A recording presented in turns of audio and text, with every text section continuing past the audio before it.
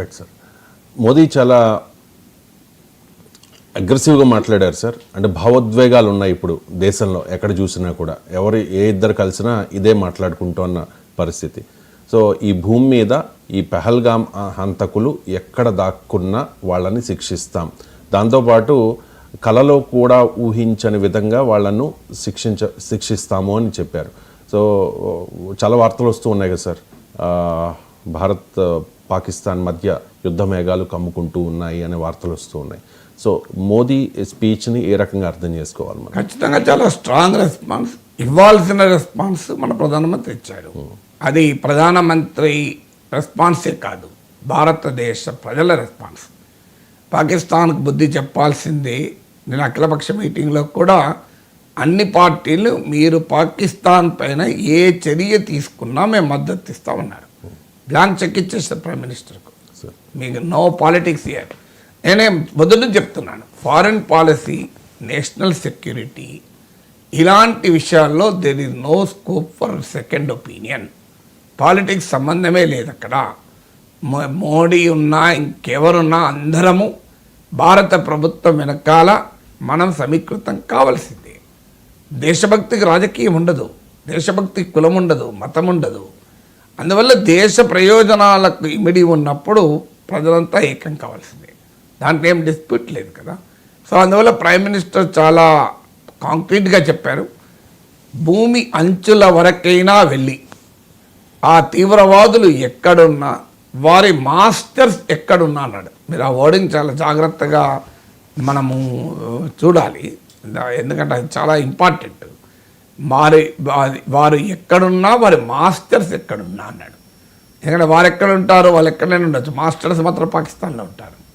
So ఇప్పటికే వార్తలు వస్తున్నాయి, హఫీజ్ సయీద్ లాంటి లష్కరీ తోయిబా అధినేతలు, జైషీ మహమ్మద్ అధినేతలు రహస్య స్థావరాలకు వెళ్ళిపోయారు, అండర్గ్రౌండ్లోకి. ఈవెన్ కొంతమంది అయితే బంకర్లలో వెళ్ళిపోయారు, సురక్షితమైన బంకర్లలో అని కూడా వార్తలు వస్తున్నాయి.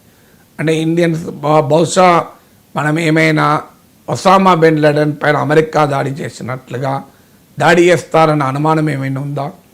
ఎందుకంటే అమెరికా దాడి చేస్తానికి పాకిస్తాన్కు చెప్పకుండానే దాడి చేసిందని వార్తలు వచ్చాయి. బహుశా చెప్పి దాడి కూడా చేయొచ్చు.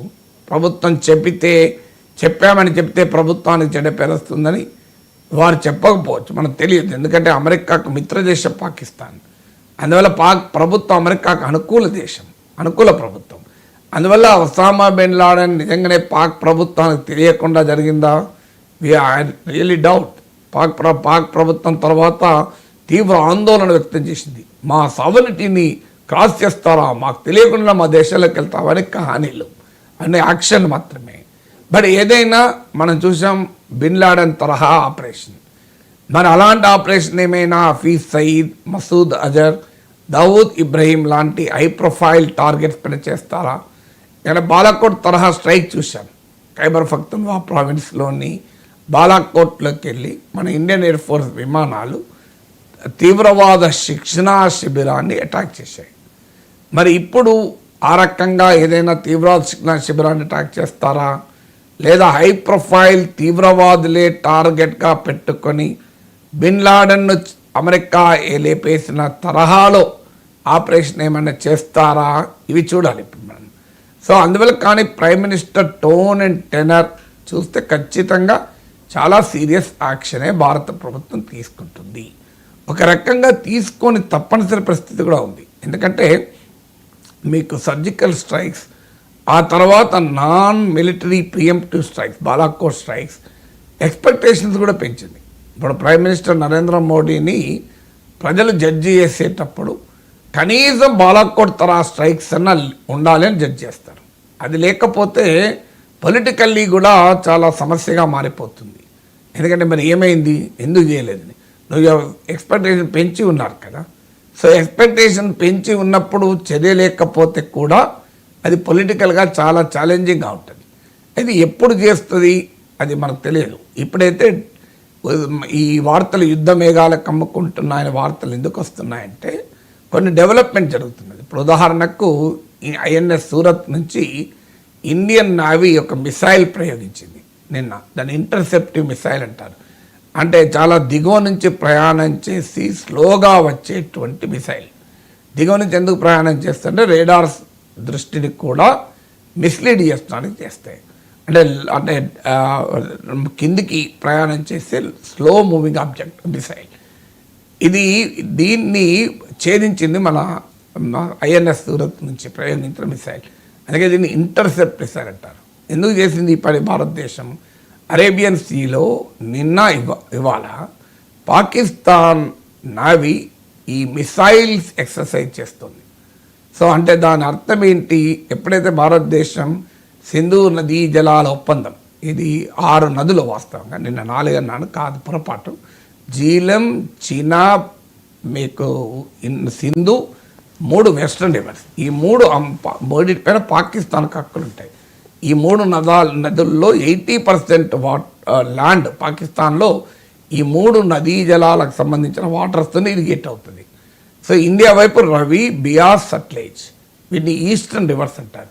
సో ఇండస్ సిస్టంలో 6 రివర్స్ అంటారు. ఆ 6 రివర్స్ రవి, బియాస్, సట్లేజ్ని ఈస్టర్న్ రివర్స్ అంటారు. జీలం, చినబ్, ఇండస్, సింధు నదుల్ని వెస్టర్న్ రివర్స్ అంటారు. సో ఈ 6 రివర్స్, ఈస్టర్న్ రివర్స్ పైన రవి, బియాస్, సట్లేజ్ పైన ఇండియాకి హక్కులు ఉంటాయి. జీలం, చినాబ్ అండ్ మీకు సింధు నదులపైన పాకిస్తాన్కి హక్కులు ఉంటాయి. కానీ ఈ నదుల్లో స్టార్టింగ్ పాయింట్ ఇండియాలో ఉంటాయి. అందుకే సింధు నదీ జలాల ఒప్పందం పైన బ్రేక్ విధించింది. దాని నుంచి విడ్రా కాలే, ఎందుకంటే విడ్రా స్కోప్ లేదు అగ్రిమెంట్లో, ఏకపక్షంగా ఏ దేశం విడ్రా కాలేదు. అందుకు దానిపైన మనం నిలిపివేశాం.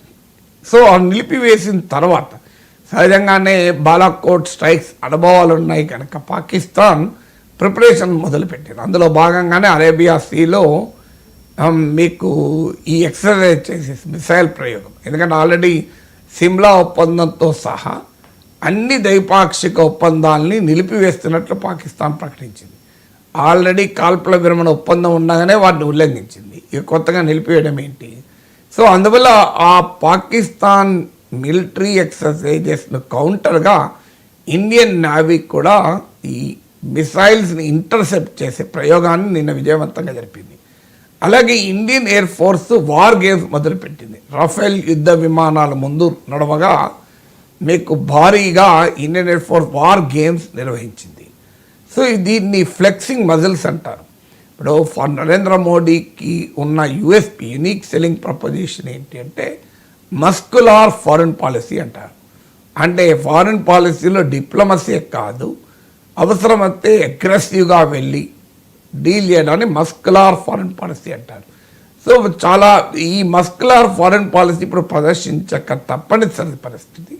నరేంద్ర మోడీ ఆయన గత విధానాల వల్ల కావచ్చు, ఆయన పార్టీ క్రియేట్ చేస్తున్న కమోషన్ వల్ల కావచ్చు, ప్రజల్లో ఉన్న పబ్లిక్ సెంటిమెంట్ రీత్యా కావచ్చు, ప్రజల్లో పెరిగిన ఎక్స్పెక్టేషన్స్ రీత్యా కావచ్చు, ఈ కారణాల రీత్యా అనివార్యంగా స్ట్రాంగ్ రెస్పాన్స్ ఉండాల్సిందే, ఉంటుంది కూడా, నా అంచనా ఉంటుంది.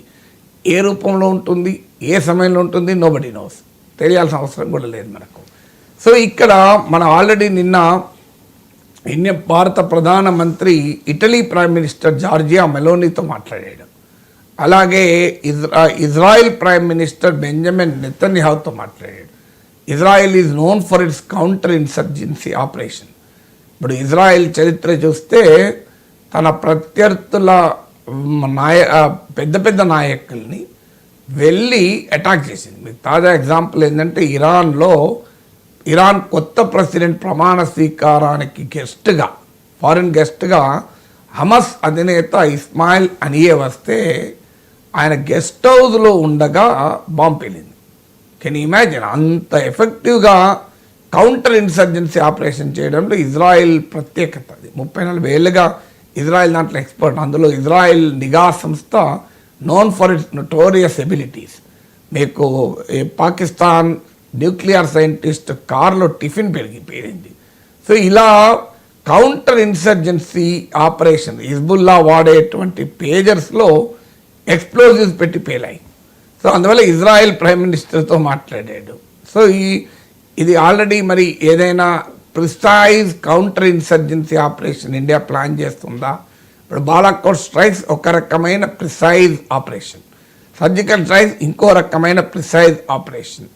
ఇప్పుడు ఏదైనా స్పెసిఫిక్గా ఆ తీవ్రవాద అధినేత లష్కర్ కదా, జైష్ మహమ్మద్ వీరి అధినేతల్ని టార్గెట్ చేస్తూ ఏమైనా ఆపరేషన్ ప్లాన్ చేస్తుందా చెప్పలేం మనం.